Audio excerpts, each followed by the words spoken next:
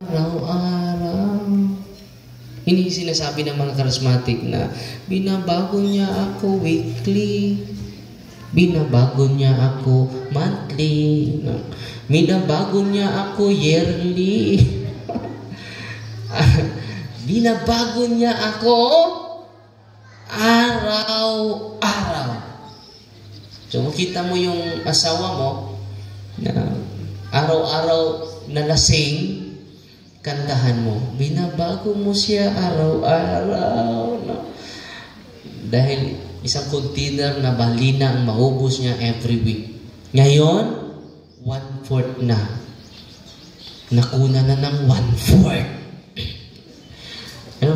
Anong awitin natin? Salamat, Lord. Na binabago niya pati ako araw-araw. No?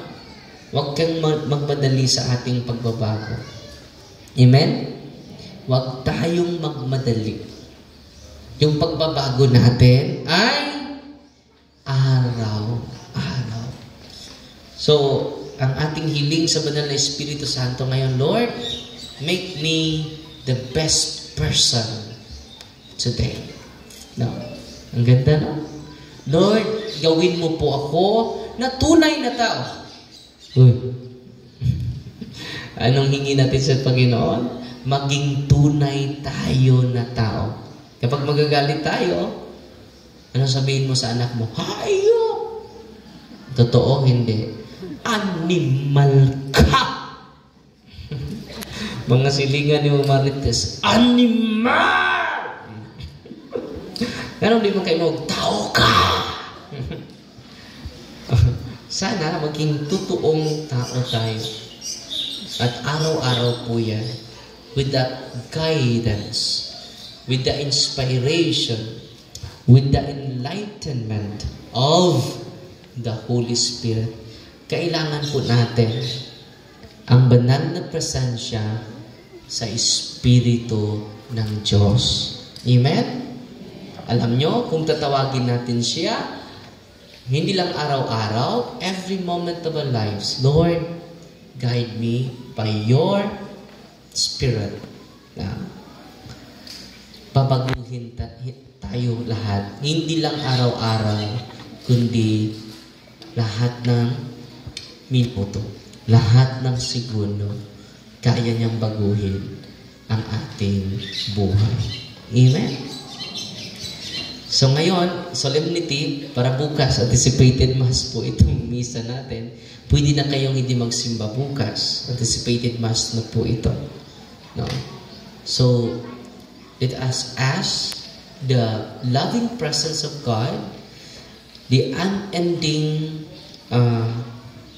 graces that the Holy Spirit will be given to us when we ask Him. Just ask Him. Libre lang po ang presensya ng banal na Espiritu.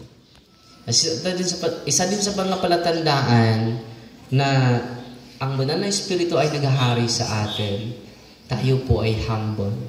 No? Magpakumpisal po ako mamaya. No? Well, nag-aawit tayo dito, nag-praising tayo sa Panginoon, and then may solemn din na mga awitin para sa banal na Espiritu. Magbibigay din ako ng sacrament of confession. After that, evangelization. After evangelization, kainan na tayo. Para lalakas yung ating katawan sa paglalaro. At sa ating paglalaro mamaya, huwag kayong malungkot kapag hindi kayo makashot. No? Makashoot. No? No. Ang importante mahalaga. No. Ano? Ang importante mahalaga. No. Ang importante marami kang pawis. No. So, yung mga maraming pawis mamaya, yun po ang winner. Kahit hindi nakashoot. Patakbo ka, pabalik. Minsan, dahil yung first quarter, mga nanay, maganda kayo mga nanay ha, kayo ang maglalaro sa first quarter. Okay, magalala, wala namang rules. Foul lang ang tatawagin ng referee sa inyo. No? Foul. Okay? Pwede kayo tatakbo dun sa labas. No? Walang out. Pwede nyo itakbo yung bula na walang running. Minsan nga nalilito yung mga nanay. Doon ang kanilang ring, no? Dahil walang niatang niya diri, no? Bumalik. Dito niya sinushoot yung bula. Sabi naman kasama, hindi yan sa atin. Dito yung ring natin. Walang kontra ako dito So, ang saya-saya, let us enjoy our presence. When we enjoy our presence, it is the work of the Holy Spirit. Amen?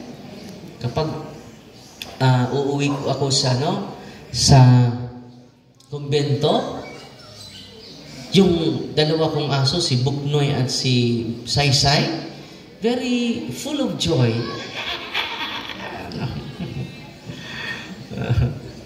I hope when we see each other, we are full of joy. Amen? Ngayon, I hope excited tayo sa presensya ng bawat isa natin ngayon. Because presence is more than importance to who we are. Amen? So, let us enjoy kahit may nagkaaway tayo sa politika nung una, no? Ipagsantabi muna natin yan. No? Amen? Huwag kayong uuwi agad. No? Let us enjoy our presence. Katulad ng mga aso. No? Kapag uuwi tayo sa bahay natin, ang mga aso natin ay excited sa'yo. Amen? Sana maging model natin ang mga aso. Excited din tayo sa bawat isa. No? Mga aso, excited na ba kayo?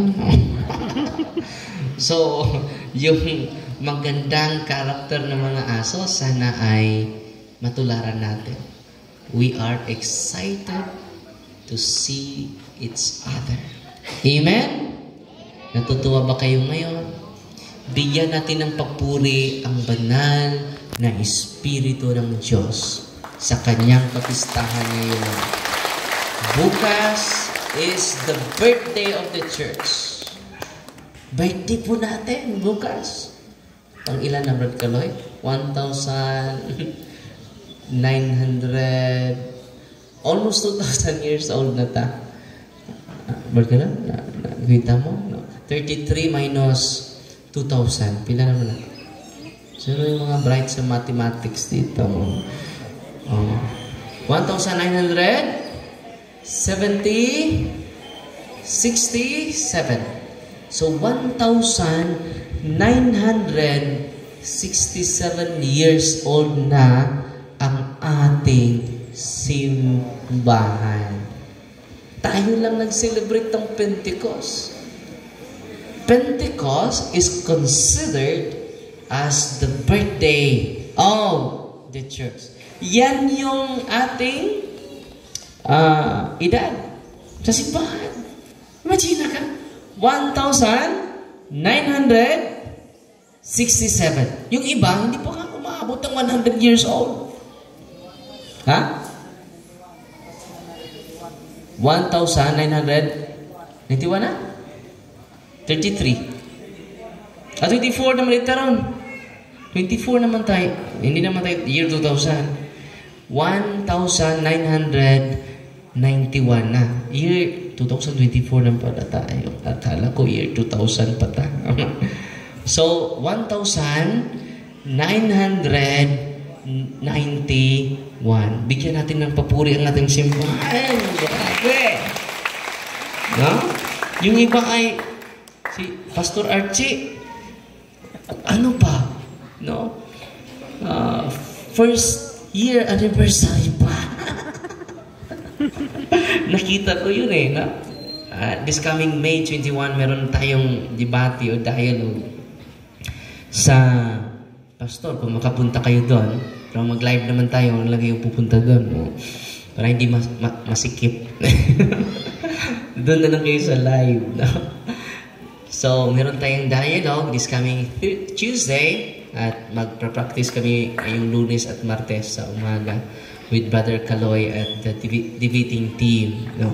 Ang ganda ng mga aklat na gagamitin natin. No? Ang ganda. Sarili lang aklat gagamitin na. Hindi ako magsasabi ng anong aklat. No? Excited na ako eh. Dahil dami. Para maging matibay pa ang pakay natin dyan, maging matatag ang ating panatayang Katoliko. Kasi siyan mo, nagtagalog ko kay nag-live ta. No? Sa mas Darwin, Pati Darwin, nagtagalog naman nga bisat siya, pamanta. So, call ko sa mga Tagaluson nga magpatagalog kay hindi sila makasasabot, no?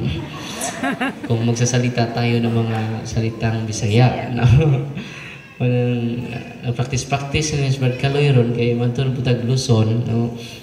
Kaya magsasalita na sila ng mga salitang ugat na binubuo ng mga barikos. At sana mag-enjoy tayo, and then let us enjoy the presence of the Holy Spirit, and let us enjoy each presences. Nating lahat na nandito. Amen?